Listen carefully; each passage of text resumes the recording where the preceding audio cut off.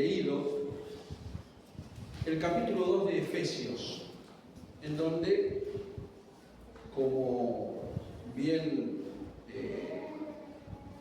hemos visto, hay un desarrollo de una historia en donde nosotros, los hijos de Dios, comenzábamos en una situación un poco lúgubre, porque era como dijimos nosotros, como un amor y terminamos en el palacio del rey. Y el jueves anterior a este jueves habíamos estudiado Romanos capítulo 7, en donde se nos señalaba a un ejemplo muy concreto, en el caso del apóstol Pablo, cómo lo que le pasaba al apóstol Pablo nos pasaba también a nosotros. Es decir, Pablo hacía las cosas que no quería, y lo que quería hacer no le salía. Eso es lo que habíamos visto en Romanos capítulo 7. El jueves pasado, Efesios número 2, o capítulo 2. Perdón.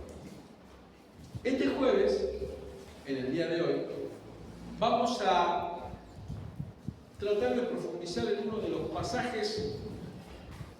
Es medio difícil decir esto, porque uno dice, uno de los pasajes más lindos, uno de los pasajes más poderosos. Siento que la Biblia es todo linda y la Biblia es todo poderosa, en cada párrafo, en cada...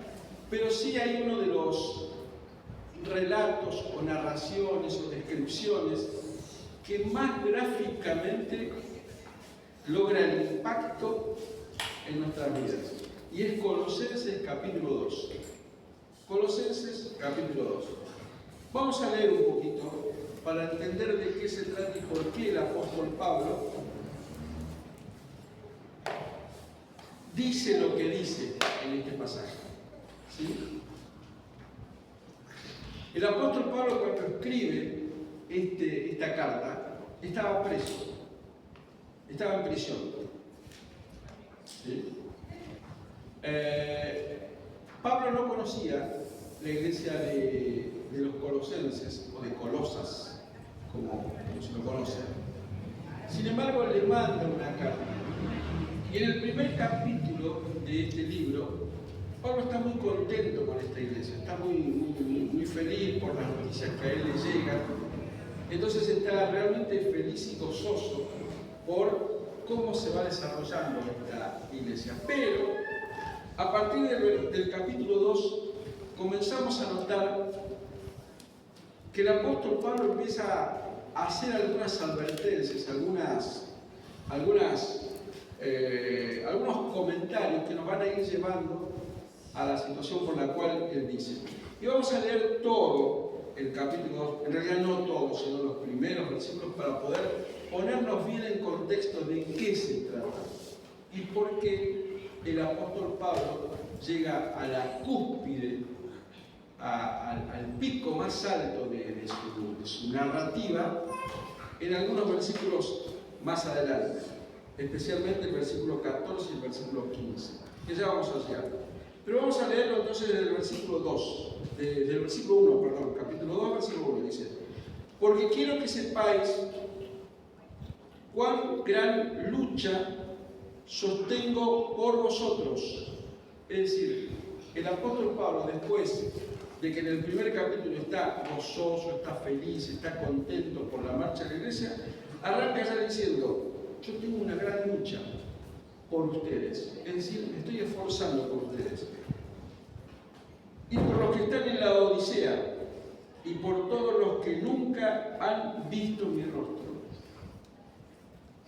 para que sean consolados sus corazones, unidos en amor, hasta alcanzar todas las riquezas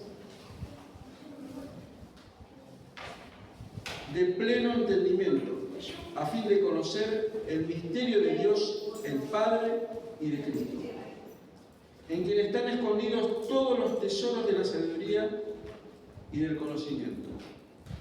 Y fíjense lo que dice en el versículo 4. Y esto lo digo todo lo que viene diciendo, dice, y esto lo digo para que nadie os engañe con palabras persuasivas. Todo lo que yo estoy diciendo lo digo por esto, para que nadie os engañe con palabras persuasivas. Y el versículo 8 vuelve a repetir y dice, mirad que nadie os engañe por medio de filosofías y huecas sutilezas.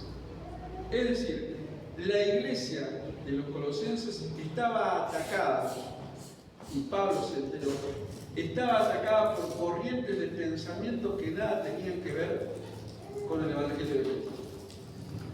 Pablo en 2 ocasiones dice, miren, no se dejen engañar, en el versículo 4 y en el versículo 8, miren, no se dejen engañar. Y dan tres características de los engaños de los cuales la iglesia puede caer. El versículo 4 dice que nadie os engañe con palabras persuasivas. ¿Qué son palabras persuasivas? Palabras persuasivas son esas palabras que nos quieren convencer de algo, que nos quieren inclinar nuestra forma de pensar, que quieren desviarnos de la verdad, porque una mentira, ¿dónde comienza? En una verdad.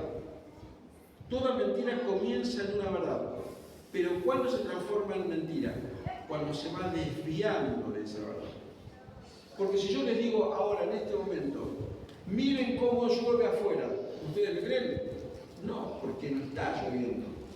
Pero si yo les comienzo a decir, pero hay nubecitas y probablemente dentro de 20 minutos comience a caer una suave llovizna que hace, y por ahí ustedes terminan creyéndome. Obviamente estoy exagerando, pero para que se comprenda, toda mentira comienza con una verdad. Y esa verdad lentamente se va desviando y se transforma en una mentira. Entonces el apóstol Pablo dice en el versículo 4, y esto lo digo para que nadie os engañe con palabras persuasivas. No prestes tu oído a esas palabras que de a poquito te van desviando de la verdad. Y versículo 8 dice, mirad que nadie se engañe por medio de filosofías. ¿Saben lo que es la filosofía? El amor por la sabiduría. ¿Está mal amar la sabiduría? ¿Está mal querer saber? No, por supuesto que no, pero está mal. Lo malo es cuando esa filosofía nos va desviando de la verdad. Cuando creyendo que es una verdad, nos vamos torciendo de la verdad. Y aparte el apóstol Pablo dice acá en el versículo 8, y huecas sutilezas. ¿Qué es hueco? Vacío, sin nada. Y sutilezas. O sea, el argumento que ponen es nada, es inconsistente, no tiene fuerza.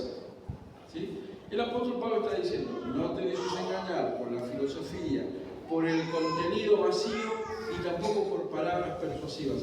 En definitiva, lo que está diciendo Pablo es, ojo, ojo, ojo. Y como tantas veces se dice, nosotros también estamos expuestos a esas cosas. ¿Por qué? Porque muchas veces creemos que las sabemos todas. Hace muchos años que estoy en la iglesia, hace mucho que escucho predicaciones, hace mucho que escucho estudios bíblicos, hace un montón que escucho programas de radio y yo ya me las sé todas. No es así. No es así. Tenemos que prestar atención si realmente concilia con la palabra de Dios. ¿Sí? Por lo tanto, lo que el apóstol Pablo le está diciendo a la iglesia de los colosenses, nos está diciendo a nosotros también. Hoy, 2026, prestemos atención a eso. Versículo 5 dice, porque aunque estoy ausente en cuerpo, no obstante, en espíritu estoy con vosotros, gozándome y mirando vuestro buen orden y la firmeza de vuestra fe en Cristo. Es decir, el apóstol Pablo, hagamos lo siguiente. Este libro de Colosenses Vamos a cambiarle el nombre. Vamos a ponerle la carta que el apóstol Pablo le escribió a los claipolenses. Claipolenses capítulo 2, versículo 5. Esta carta el apóstol Pablo le escribió a los de Claypole, hoy, acá. O sea, nos escribió a nosotros. Ojo con las palabras persuasivas, ojo con la filosofía, ojo con las huecas sutilezas. Pero el apóstol Pablo dice en el versículo 5, no obstante, en espíritu estoy con vosotros, gozándome y mirando vuestro buen orden y la firmeza de vuestra fe en Cristo. El apóstol Pablo nos está diciendo, van bien, ustedes son firmes en la fe del Señor, van bien, me gusta cómo van. Versículo 6, por tanto, de la manera que habéis recibido al Señor Jesucristo, andad en él.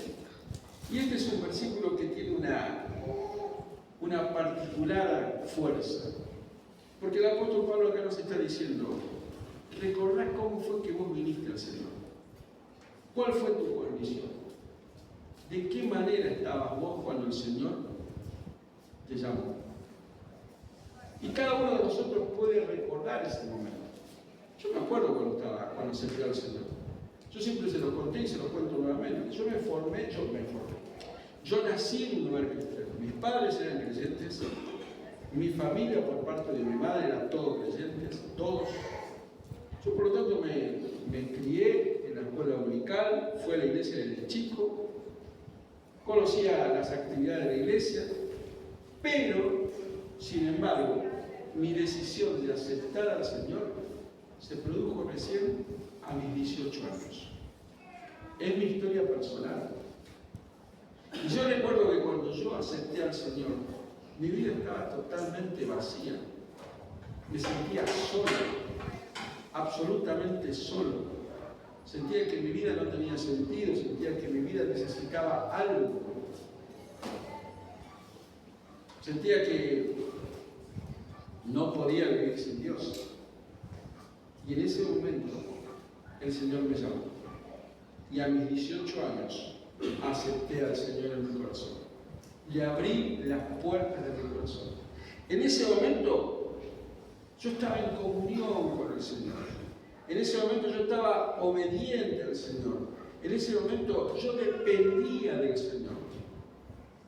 Lo que el apóstol Pablo está diciendo acá es, por tanto, de la manera que habéis recibido al Señor Jesucristo, andad en él. Por lo tanto, aquel día de diciembre, los últimos días de diciembre del año 1982, que fue cuando entregué mi vida al Señor, en esa misma condición debo vivir hoy, dependiendo del Señor, obedeciendo al Señor, ansiando estar con Él, procurando estar con Él.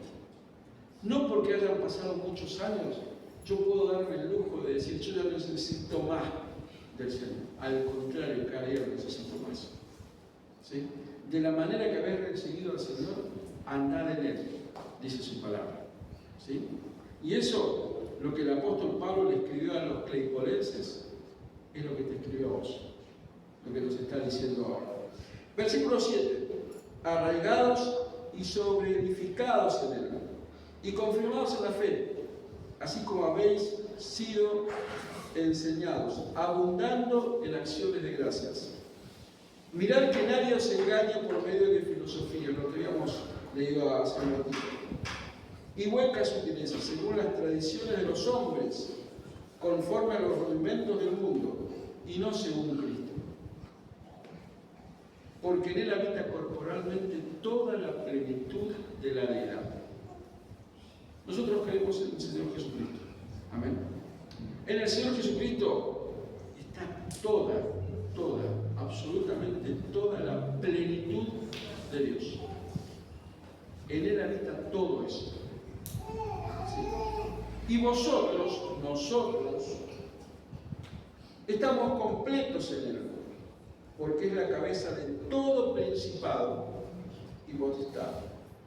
En Él también fuisteis circuncidados con circuncisión no hecha a mano, al echar de vosotros el cuerpo pecaminoso carnal en la circuncisión de Cristo, sepultados con Él en el bautismo, en el cual fuisteis también resucitados con Él, mediante la fe en el poder de Dios, que le levantó de los muertos. Y acá comenzamos a entrar, nos estamos acercando al nudo de este capítulo, al nudo de todo el libro de Colosenses y al nudo de la enseñanza de lo que el apóstol Pablo nos quiere decir. Versículo 13. Y nosotros estando muertos en pecado, ¿se acuerdan? Esto lo habíamos visto en el jueves pasado. Muy bien, Lorena, el jueves pasado. Y nosotros estando muertos, los primeros versículos del capítulo 2 de Efesios, ¿se acuerdan del jueves pasado? Y en la incircuncisión de vuestra carne os dio vida juntamente con Él, perdonándonos todos los pecados. Perdonando todos los pecados. No una parte, no algunos, no los seleccionados. Todos los pecados. Amén. ¿Cuántos pecados te perdonó el Señor? Todos. Todos. Pareciera que hablara de lo que no. ¿Cómo? Que habla de lo que hablas, ¿no? Amén. ¿Y por qué es bueno decir esto? ¿Y por qué es bueno decirlo, afirmarlo, confirmarlo y aceptarlo? Porque Cristo me perdonó todos los pecados. ¿Se entiende? ¿Seguro que lo entienden? ¿Seguro que lo entienden? Porque todos los días de tu vida y de mi vida va a venir alguien y me va a acusar. Me va a acusar de mi vida, de mi carne, de las cosas que hago y de las cosas que pienso. Pero sin embargo lo que la palabra de Dios está diciendo acá es que Dios me perdonó de todos mis pecados. Todos. ¿Y por qué es importante asimilar, aceptar esta verdad? Porque una mentira comienza en una verdad. Y como el apóstol Pablo le dijo a los de la iglesia de Claypole, no te dejes llevar por palabras persuasivas, ni por huecas sutilezas, ni por filosofías. Fíjense lo que dice Romanos capítulo 8, versículo 1. Dice, ahora pues ninguna condenación hay para los que están en Cristo Jesús. Y tiene que ver, exactamente tiene que ver con lo que dice el final del versículo 13 de Colosenses 2, porque Él nos perdonó todos los pecados. Y si me perdonó todos los pecados, ninguna condenación hay. Ninguna condenación hay. Tenemos que conocer la palabra. Tenemos que saber la palabra. Tenemos que entender la palabra. Si me perdonó todos mis pecados, entonces ninguna condenación hay para mí. Y si no hay ninguna condenación, si nada me condena, porque Dios me perdonó todos mis pecados, Romanos capítulo 5, versículo 1 dice, justificados pues por la fe, tenemos paz para con Dios. Ya Dios no está enojado conmigo. Estoy en paz con Dios. Porque Dios me perdonó todos mis pecados. Vuelvo a repetirlo y lo voy a hacer varias veces en esta tarde. Dios me perdonó todos los pecados. Todos. Y como estoy perdonado de todos mis pecados, no tengo ninguna condenación, pues estoy en paz con Dios. Estoy en paz con Dios. Y ahora entramos sí al nudo de este capítulo de todo el libro. Dice el versículo 14 de Colosenses. Seguimos la línea, seguimos la historia, el contexto de por qué el apóstol Pablo le escribió de esta manera y usando estas palabras a esta iglesia. ¿Por qué? Porque la iglesia venía bien, venía marchando bien, venía trabajando bien, pero se enteró el apóstol Pablo, como en tantas otras iglesias, incluso esta, que está continuamente siendo atacada. ¿Por qué? Por gente que viene y que nos dice cosas que no son o que no están de acuerdo a la palabra de Dios. Y dice, anulando el acta de los decretos que había contra nosotros, que nos era contraria, quitándola del medio y clavándola en la cruz. Todos nosotros, dice Romanos 3:23, por cuanto todos pecaron y están destituidos de la gloria de Dios. La Biblia está diciendo que yo soy pecador. Y si lo dice la Biblia y es la palabra de Dios, es así. Romanos capítulo 6, versículo 23 dice, porque la paga del pecado es muerte. Por lo tanto, yo soy pecador y yo merezco la muerte. Y esa acta de los decretos que dice ahí, me está diciendo, hay un documento que dice que yo soy pecador. Y como soy pecador, ¿qué merezco? La muerte. La muerte, la condenación. Ese documento, cada uno de nosotros lo teníamos. Y saben que ese documento, cada uno de nosotros lo teníamos y en cada documento estaba nuestro nombre. En ese documento estaba mi nombre, que me acusaba y que me condenaba. Pero acá en el versículo 14 dice que Cristo lo anuló. Lo anuló. ¿Y qué significa lo anuló? ¿Es lo mismo anuló que archivar, que guardar? Archivar y guardar significa que yo lo saco y lo guardo en algún lugar. Algún día lo usaré o no. Pero acá dice lo anuló. Lo borró. Lo eliminó.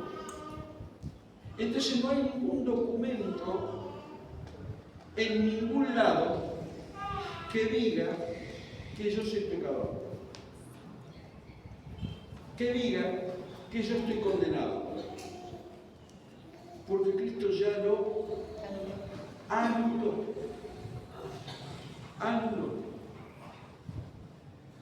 Y dice, el acta de los decretos que había contra nosotros y que nos era contraria.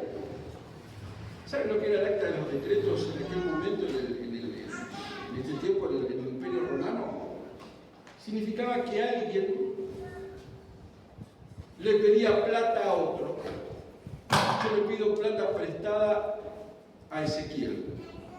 Entonces yo firmo un pagaré donde digo, yo lo escribo, el deudor escribía, el deudor. Escribía y decía, yo, Horacio, le debo a Ezequiel tanto.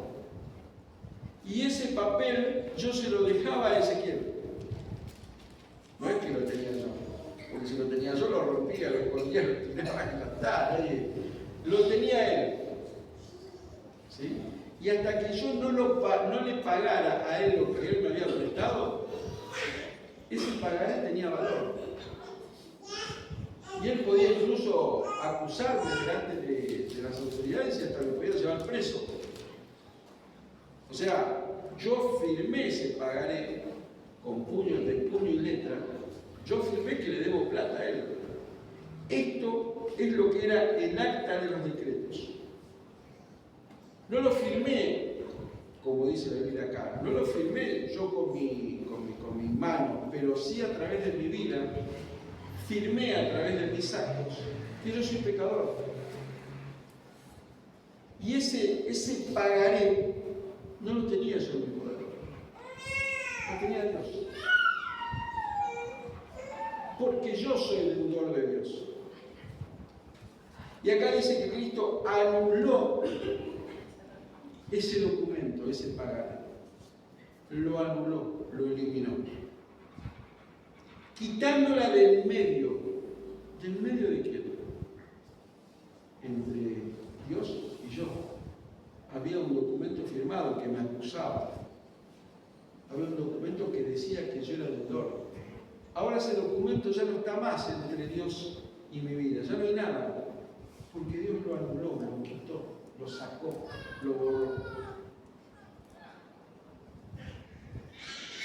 Quitándola del medio y clavándola en la cruz. El Imperio Romano tenía una característica. Una de las condenas a muerte que había era la crucifixión. Y en la crucifixión se ponía un cartel arriba de la cruz indicando quién era esa persona. Y en algunos casos también se ponía qué es lo que había hecho. Era un acto más que nada de tortura, porque para que el mundo viera, para que toda la ciudad de Roma viera, ahí está crucificado tal persona e hizo esto. Miren cómo está. Está crucificado, se está muriendo o ya murió. El Imperio Romano tenía esa costumbre. Y era como un ejemplo, era como, miren lo que les va a pasar si ustedes hacen lo mismo. Ahí está, acá Juancito, y Juancito robó, o Juancito, no importa. Pero ahí está, miren, ese es. Acá Jesucristo dice, el acta, el documento que nos acusaba, lo que decía que yo le debía a Dios, Cristo lo anuló. Pero aparte de anularlo, ya no vale más, lo que usó así con su sangre, lo clavó en la cruz para que todo el mundo lo viera y para que todos se enterasen de que ya no debo nada delante de Dios. Porque Él a través de su sangre y de su sacrificio me perdonó.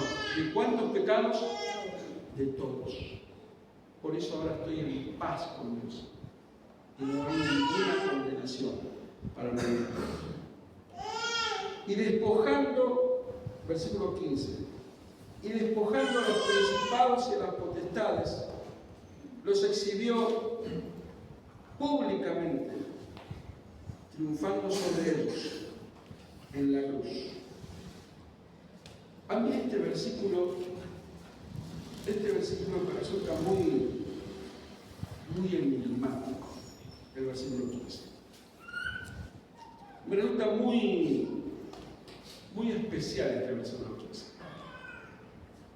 Dice, y despojando a los principados y a las potestades, ¿despojando de qué?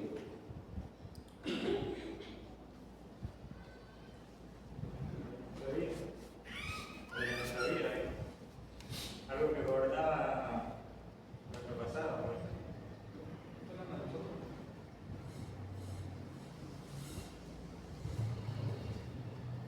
¿Qué más? Si a alguno se le ocurre. Porque dice, y despojando a los principados y a las potestades. ¿Qué es despejando? ¿Cómo? Despojando. ¿Para qué es? Despejando. Despojando. Y si se relaciona al versículo anterior, todo es un contexto. Los principados y potestades, que son precisamente los satánicos, que son los que él exhibió, eran los que tenían acceso a ese decreto y que nos podían acusar. Digo yo. Es el gobierno. El gobierno. Se relaciona al anterior. No olvidemos el contexto en el cual el apóstol Pablo está escribiendo. El apóstol Pablo en ese momento estaba prisionero, pero estaba en el imperio que gobernaba en esos días, que era el imperio romano. El imperio romano tenía algunas características y costumbres muy particulares. Cuando el imperio romano, a través de su ejército, iba a la batalla y ganaba, exhibía en forma de vergüenza, mejor dicho, de vergüenza no, para avergonzar a sus enemigos, les quitaba la ropa. Y generalmente al rey, a los generales del ejército contrario, le sacaba la armadura, le sacaba ese traje de guerra que tenía, para mostrar lo débiles que eran. Ya esa coraza que los cubría, esa armazón que tenían, el ejército romano se los sacaba y los exhibía. Cuando llegaban de vuelta a Roma, primero pasaban los generales del ejército romano, los líderes del ejército, y atrás de ellos venían los generales del ejército derrotado, pero no con su casaca de general, sino sin nada, ropa común. Y acá lo que está haciendo el apóstol Pablo nos está diciendo gráficamente lo que Jesucristo hizo. Está mostrando que nuestro enemigo, que parece ser poderoso, que parece ser invencible, que parece ser muy fuerte, mira, te saqué todo. No hay coraza, no hay uniforme, no hay nada. Porque la palabra dice, y despojando, sacándole toda la coraza que tienen, a los principados y a los potestades, los exhibió públicamente. ¿Qué se exhibió? Los mostró. No los escondió. No lo hizo en un rincón donde nadie lo veía. No, los desvistió. Le sacó el poder, le sacó todo y los exhibió públicamente. No, porque ahí abajo en la otra versión claramente explica también lo que estás formalizando, ¿no? Amén. Dice que desarrolló los poderes y después exhibió en público y decidió a exhibirlo en la cruz. Muy bien. Los exhibió públicamente, triunfando sobre ellos en la cruz. Ahora, te voy a hacer una pregunta. Primero voy a leer lo que dice abajo, a ver si ahí está la respuesta a lo que voy a preguntar. No, el mismo versículo, ¿eh? Pero cuando dice el versículo 15, dice, los exhibió públicamente. Exhibir públicamente, ¿qué significa? Los mostró para que todos lo vean, ¿sí? ¿Es eso? ¿Sí? ¿Ustedes qué creen? Cuando Jesucristo en la cruz del Calvario derrotó al enemigo, y dice, los exhibió públicamente, ¿fue para que lo vieran los hombres nada más? O sea, la humanidad. ¿O hay algo más acá? Por eso le dije que este versículo a mí me resulta muy intrigante. Porque dice, y despojando, como dice ahí, desarmando, a los principados, y a las potestades, las exhibió públicamente. ¿Qué significa eso? Las exhibió públicamente.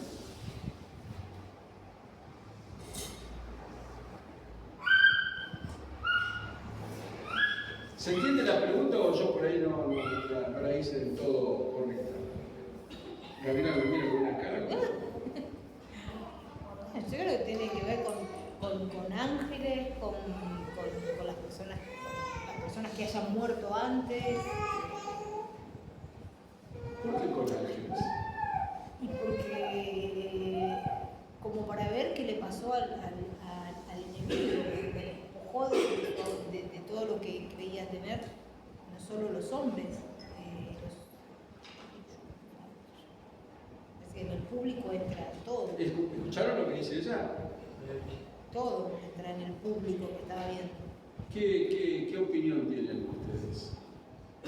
Si es que opinan, ¿no? Si es que lo Para mí ahí está hablando de área espiritual, no natural. Se lo digo públicamente que no era natural. Si no, se podría ver naturales que estaban sucediendo en el ámbito espiritual. O sea, el público espiritual, o sea, tanto la parte de los demonios como los ángeles, quedaron viendo todo, como dice ahí, ¿no? El exhibimiento que tuvo, la exhibición en el desfile triunfal, para mí. ¿Por qué le digo yo que este versículo a mí me resulta un poco intrigante? Porque cuando dice, los exhibió públicamente, lo primero que me vino a la mente fue, por supuesto, leyéndolo así plano como está, digo, bueno, el Señor derrotó al enemigo y todo el mundo lo vio, no lo escondió. Pero ¿quién lo vio? Los hombres que estaban ahí, los hombres que vivían en ese momento. ¿No? ¿Se podría interpretar de esta manera? Sí. Pero me parece que este versículo tiene una trascendencia mayor, tiene una profundidad mayor. Porque hay un versículo, hay un pasaje, mejor dicho, en Romanos capítulo 8, versículo 19, dice, porque el anhelo ardiente de la creación es el aguardar la manifestación de los hijos de Dios, porque la creación fue sujetada a vanidad, no por su propia voluntad, sino por causa del que la sujetó en esperanza. Porque también la creación misma será libertada de la esclavitud de corrupción a la libertad gloriosa de los hijos de Dios. Porque sabemos que toda la creación gime a una. Dice toda la creación. Toda la creación. Y en el versículo 21, porque también la creación misma será libertada ¿de qué? De la esclavitud de corrupción. Dice toda la creación. ¿Y qué es toda la creación? Todo. Todo. Dios todo. Todo. Todo. El universo completo. El universo completo. No solo la humanidad. Cuando digo humanidad no digo solo los hombres.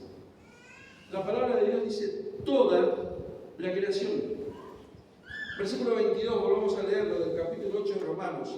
Porque sabemos que toda la creación gime a una y aún está con dolores de parto hasta ahora. Por lo tanto, cuando el Señor dice a través del apóstol Pablo, en este versículo 15, los exhibió públicamente. Los exhibió públicamente. Para que toda la creación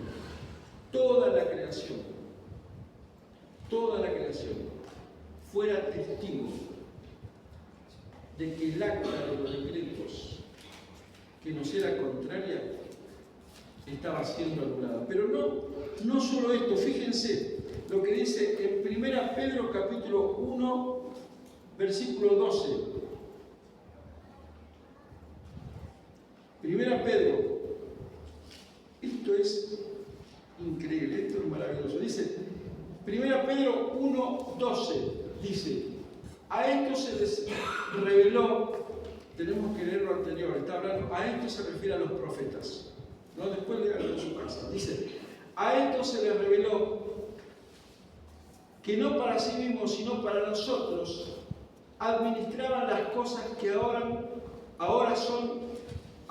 os son anunciadas por los que os han predicado el Evangelio por el Espíritu Santo, enviado del cielo, cosas en las cuales anhelan mirar los ángeles. Anhelan mirar. ¿Qué es anhelar? Desear, buscar, esforzarse. Y mirar, este verbo que está acá, que está en griego, no es simplemente mirar como observar como yo los estoy mirando a ustedes y ustedes me están mirando a mí. Significa esforzarse. Dicho en un idioma cotidiano, estirar el cuello, ponerse en puntas de pie para ver. Si a eso le sumamos la palabra anterior, anhelar, es como que los ángeles, lo dice la Biblia, dice cosas en las cuales anhelan mirar los ángeles están expectantes, viendo lo que pasa aquí en la tierra. Lo dice la Biblia. Los ángeles están queriendo ver, porque los ángeles ven que un Dios 100% santo perdona a una creación 100% pecadora, que somos nosotros.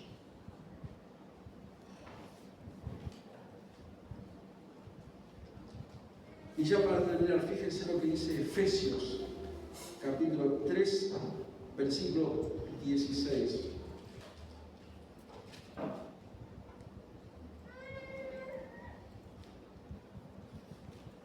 Versículo 10, versículo 10. Para que la multiforme sabiduría de Dios sea ahora dada a conocer por medio de la Iglesia a los principados y potestades en los lugares celestiales. Los misterios de Dios, la sabiduría de Dios, sea ahora dada a conocer a través de quién? La iglesia. A través de la iglesia. ¿Quién es la iglesia? Nosotros. Entonces, cuando en Colosenses capítulo 2, versículo 15 dice, y los exhibió públicamente, no se está refiriendo solamente a la humanidad, a los hombres, se está refiriendo a toda la creación de Dios, a toda la creación de Dios. Y a toda la creación de Dios, Dios le está mostrando cómo anuló el acta que nos era contrario, que nos condenaba y que nos hacía merecedores de la muerte. Pero no solo eso, no solamente ángeles, principados y potestades pueden ver la exhibición que Dios hizo, sino que nosotros somos los encargados. Nosotros somos los encargados, por ser su iglesia, de mostrar la sabiduría y la grandeza de Dios. Tal sabiduría y tal grandeza que, como dice Efesios 3:10, para que la multiforme sabiduría de Dios sea ahora dada a conocer, lo cual significa que no la conocen, por medio de la iglesia, a los principados y potestades en los lugares celestiales. Lo que hizo Dios en nuestra vida fue algo impresionante. No solamente nos libró de la condenación eterna, no solamente nos transformó en sus hijos, sino que nos hizo los encargados de mostrar la sabiduría de Dios en el aspecto espiritual. Eso somos encargados nosotros. Cuando uno se pone a pensar todo lo que Dios hizo por nosotros y para nosotros y a través de nosotros, no hay palabra que lo pueda resumir. No hay palabra que lo pueda resumir. Saber que Satanás viene para acusarte, saber que Satanás viene para decirte con palabras persuasivas, con palabras huecas, y tratar de desviar del objetivo que es de alabar a Dios,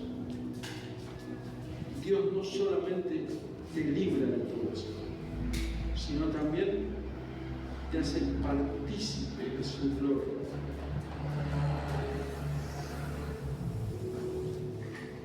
Muchas veces no tenemos conciencia de todo lo que Dios hizo para nosotros y por nosotros.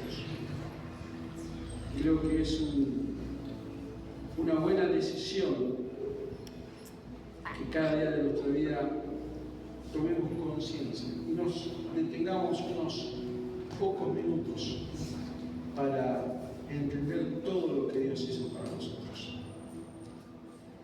Cuando yo leía este pasaje de Colosenses, donde decía que Él los exhibió públicamente, siempre me resultó muy especial, porque decía, los exhibió públicamente ¿para quién?